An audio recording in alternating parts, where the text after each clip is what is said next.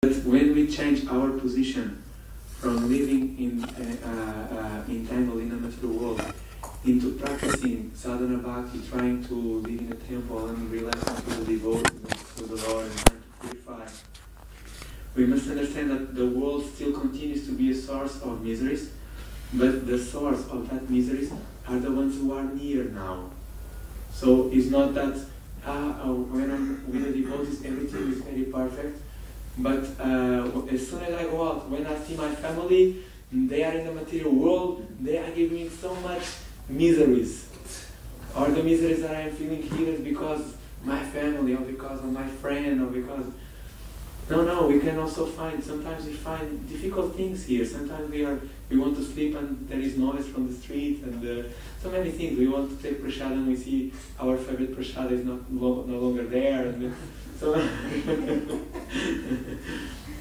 we have a full day, a very good plan to go on books, but somehow we were delayed, and now it seems that our day has to change completely, so our inspiration is not longer there. And it was because of that devotee took a longer time in the shower, you know. So also we must understand that the material feature of this feature of the material world does not change, and it's very dangerous if we attribute faults to other devotees. It's very dangerous. It is very, very dangerous. And now just to finish, I saw that I saw here in the temple. I saw that sometimes when there is not a very not very pleasant relationship happens, it is very nice to see that the devotees, they always every devotee he keeps in his mind that something is not right.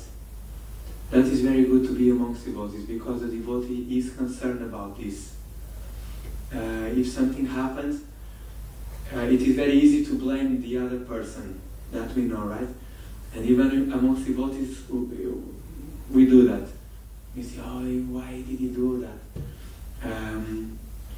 And so I saw, but still the devotees, they cultivate this mood of forgiveness. So it is very easy to approach a devotee and ask him for his forgiveness, because even if I am thinking that the fault is on the other devotee, and the other devotee is thinking that the fault is on me, if some of them approach, the reciprocation will happen very easily. Amongst devotees, that will happen very easily. And I have seen many times devotees approach and give a present, and even if it is a very small thing that happened that caused some bad relationship, very, very small thing, the devotee comes, and I saw this happening, and gives a present, and automatically it is very easy to relate. And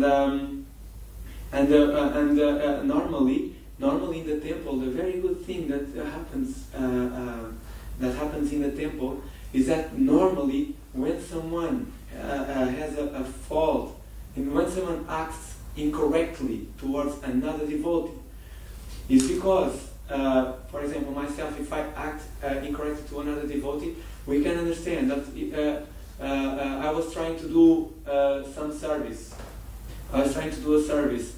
Other devotee is trying to do a service in some way. He's doing effort to chant his rounds better. He's doing an effort to serve the deity. He's doing an effort to be on time to the program. So it's always like that. It's always that the devotee is doing an effort in his spiritual life. So even if the devotee, if he commits a fault, that it will happen, that we will commit faults. So that when the devotee commits a fault, if he is engaged, we read in Bhagavad Gita, in this situation, he must be considered a sadhu. Right? Sadhu reva sadhu, because he's engaged. It's not that that is a situation when we should respect. In this situation we should respect. We should not say, oh, he's in my way of my devotional service. It's not like that. feel like that. We can feel that our service is disturbed, but it's also doing a service. So we should at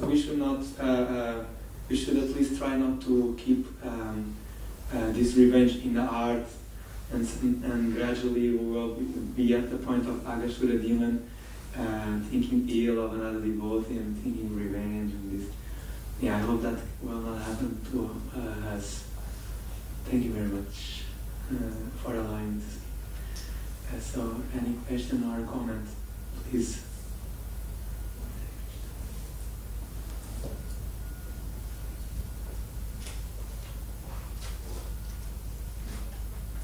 Someone has any question or comment? Yes, Towards the beginning of the class, you made a comment about the goal is not to understand Krishna. You were talking about how in the association with devotees we're able to understand and try to understand, but then you said that that's not the goal. The goal is to serve. So maybe you could expand on that a little bit. Okay. And hopefully I will have your help also from senior devotees who want to expand on that.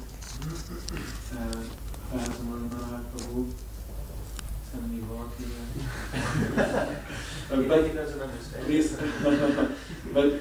please excuse me, Prabhu. I will just repeat the question in order for the viewers on by webcam can also follow. The question placed by Janitai Prabhu is that in the beginning we heard that with the devotees we have a chance to understand better Krishna, but still I said here that the goal is not to understand Krishna.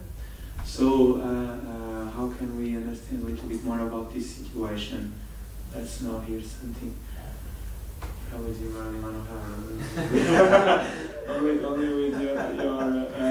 Only with your permission after you, I can speak for you. Please,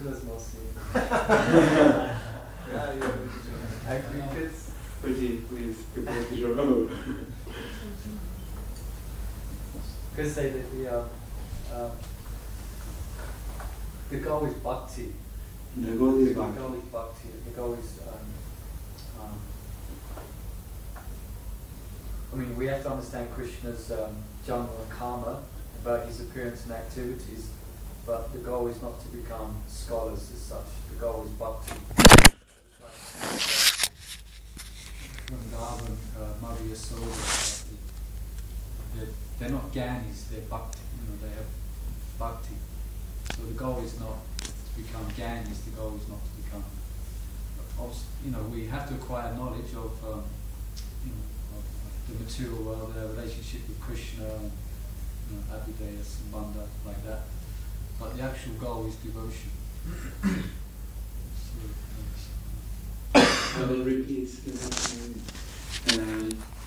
Murali Manohar Prabhu, he enlightened. Murali Manohar Prabhu, I will repeat for the viewers at home.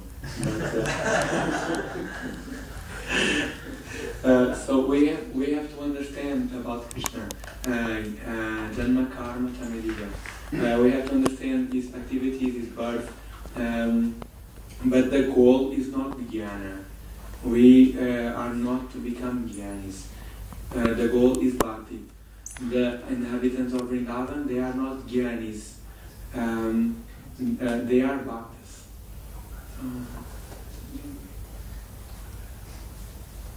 Yes, Prabhuji? I think I got this right. A few months ago, there was a class, and the guy giving the class said, don't worry about trying to get to know Krishna. Do things so Krishna wants to get to know you. Or is that? I'm not sure if I got it 100% right, but it was something like that. Amazing statement. Your comment was the goal is not to know Krishna, but to do activities in such a way that Krishna can look at us. Thank you very much, Prabhu.